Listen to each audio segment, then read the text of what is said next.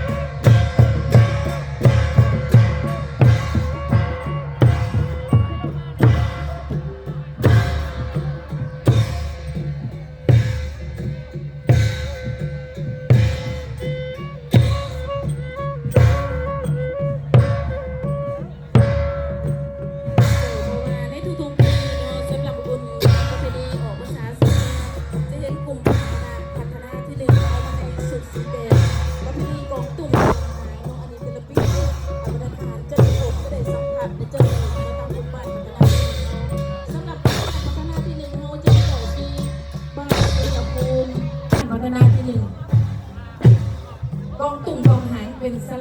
ญลักษณ์ได้บอกวีเจ้าการเต้นเราเป็นดนตรีเราของเขาอีกอันหนึ่งสะสม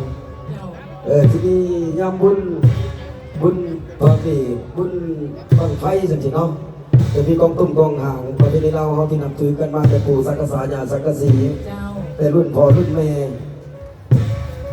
โอ้ยจะมีเป่าสาในภาษาเนาะแต่มีทั้งกองตุ่มกองหางสุภาษาเจ้าจังเป็นประเพณีเนาะเจ้า